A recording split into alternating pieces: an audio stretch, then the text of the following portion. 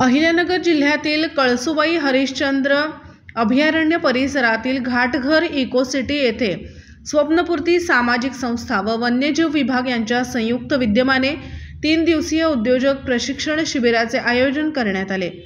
दिनांक 3 ते 5 नोव्हेंबर या कालावधीत पार पडलेल्या या कार्यशाळेचे उद्घाटन समाजसेवक डॉक्टर अनंत महादेव घाणे यांच्या हस्ते करण्यात आले।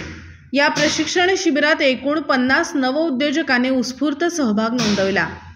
ग्रामीण भागातील युवक आणि महिलांना स्थानिक पातळीवर उद्योगधंद्यांच्या संधींची माहिती देऊन स्वावलंबी बनवणे हा या कार्यशाळेचा प्रमुख हेतू होता।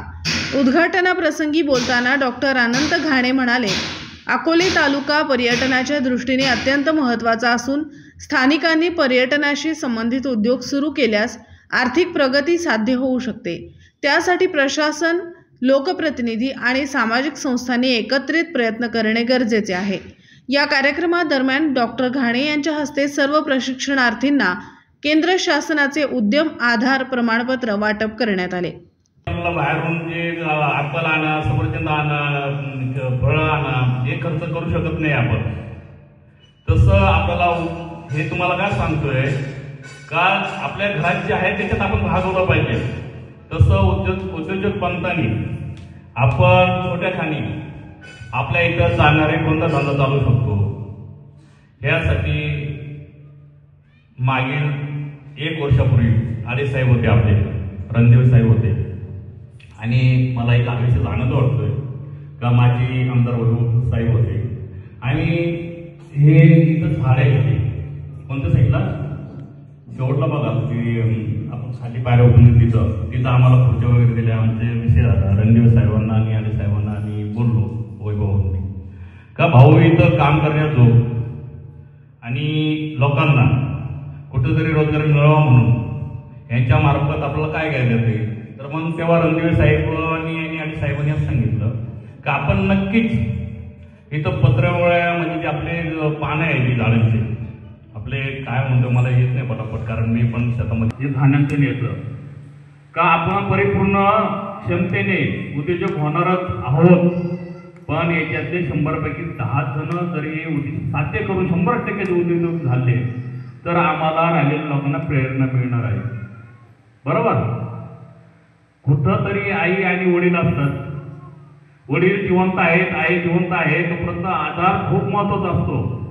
आजच्या पिढीचं काय झालं, आपली जी जुनी पिढी होती त्या जुन्या पिढीमध्ये काय होतंय का आज भेदभाव तयार व्हायला लागले आई वडिलांच्या आणि मुलांमध्ये, कारण हे आणते वाद आहे, यांना काही येत नाही, आई तू गप बस, बा तू बस। माझ्या तरुण वर्गांना विनंती आहे, तुम्ही उद्याचे उद्योजक आहेत या नात्याने बोलतोय मी का मित्रांनो, जोपर्यंत आई वडील आहेत आपले तोपर्यंत नक्की आपलं घर सुखी आहे, आणि त्यांचा जो अज्ञानातून जो आपल्याला विचार पुढे आणता येते, म्हणजे आपण त्यांना काय म्हणतोय तिला काय कळत नाही, बापाला म्हणून तुला काय कळत नाही। अरे त्यांनी जे उद्दिष्ट साध्य ठेवलेले फक्त माझे मुलं कुठेतरी शिकले पाहिजे, माझे मुलं 2 पैसे कमवत पाहिजे, माझ्या मुलांनी त्यांचा स्वतःचा प्रपंच केला पाहिजे। बापाची चप्पल तुटकी असते पण मुलाला कधी तुटकी चप्पल बाप देत नाही, आई देत नाही, हे बरोबर आहे का?